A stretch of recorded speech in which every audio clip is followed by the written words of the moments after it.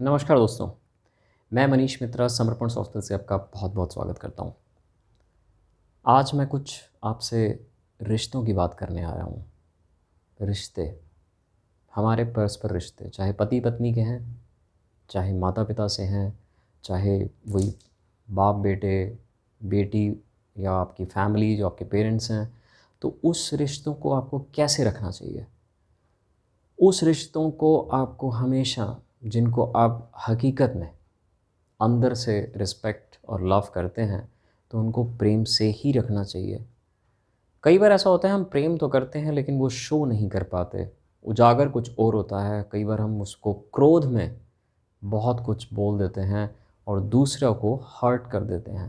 लेकिन हर्ट भी हम कर देते हैं, लेकिन ये एहसास नहीं कर पाते कि आज हम हैं और शायद कल हम नहीं हैं या दूसरा भी नहीं होगा। ये एहसास हम भूल जाते हैं। एक छोटी सी कहानी शायद आज इस प्रेम के रिश्तों को उजागर करने में सहायक होगी। बड़ी ये टची स्टोरी है और इसको सुनने के बाद मेरे को ऐसा लगता है कि आप ये समझ जाएंगे कि अपने आप को जब रिश्तों में हम रखते हैं और प्यार भी करते हैं, तो उनको हमें संभाल के कैसे रखना है। कहानी कुछ इस प्रकार से है। एक बिटिया क्रिसमस के लिए अपने फादर को कुछ गिफ्ट देना चाहती है, तो एक बॉक्स के लिए वो गोल्ड रैपिंग पेपर खरीदती है। लेकिन क्योंकि घर की आर्थिक हालत सही नहीं होती, तो फादर उसको मना करते हैं और गुस्सा करते हैं कि इन चीज़ों की कोई ज़रूरत नहीं है।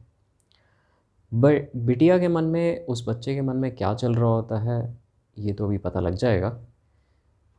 तो क्रिसमस के दिन वो एक बॉक्स फादर को देती है। फादर, ये गिफ्ट मेरी तरफ से।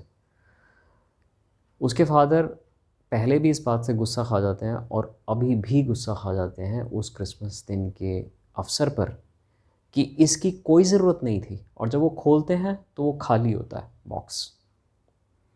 वो इससे और ज़्यादा नाराज़ हो जाते हैं कि तुम्हें क्या इतनी समझ नहीं है कि गिफ्ट जब किसी को दिया जाता है तो खाली बॉक्स कभी नहीं दिया जाता।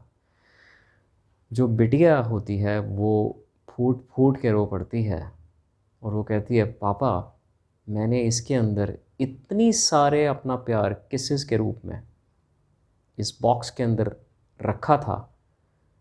तो वो सुनते ही उसके फादर उसको गले से लगा लेते हैं और उससे माफ़ी मांगते हैं कि मुझसे भूल हो गई, मैं ये बात समझ नहीं पाया।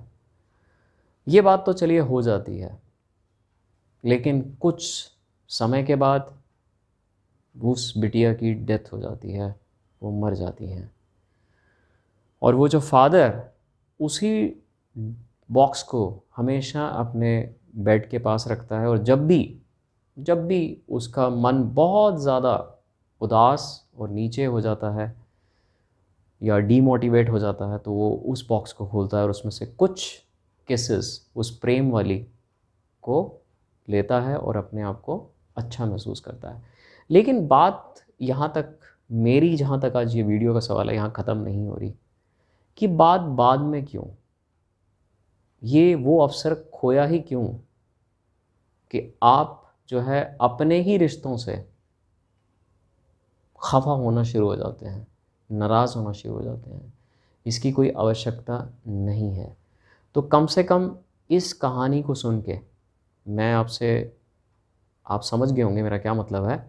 कम से कम इस बात का ध्यान रखिए, जिनसे हम दिल से बहुत ज़्यादा प्यार करते हैं, तो कम से कम हम उनको हर्ट ना करें अपनी एक, जैसे कहते हैं, गलत शब्दों के द्वारा या क्रोध के द्वारा। तो ऐसा हम कर सकते हैं। वरना ये कहानी जो हमें दर्शा रही है, बड़ा अफ़सोस होता है। उस फादर को बहुत अफ़सोस हुआ, बेटियाँ तो जा चुकी है, वो इस संसार में अब नहीं है। लेकिन अब वो उसको याद करते हैं, उसके प्रेम को, कि इसका अर्थ क्या था। वो उसी चीज़ में खोए रहे कि ये गोल्ड रैपिंग पेपर तुमने नहीं लेना इसको बॉक्स को रैप करने के लिए, क्योंकि हमारे पास पैसे की वो है। लेकिन वो ये भूल जाते हैं कि इस चीज़ों से बिटिया ये दर्शा देती है कि वो गिफ्ट तो क्या लाती है, खाली बॉक्स ही होता है। वो बिटिया ये दर्शा देती है कि प्रेम से ऊपर कुछ भी चीज़ नहीं होती। इस संसार के अंदर।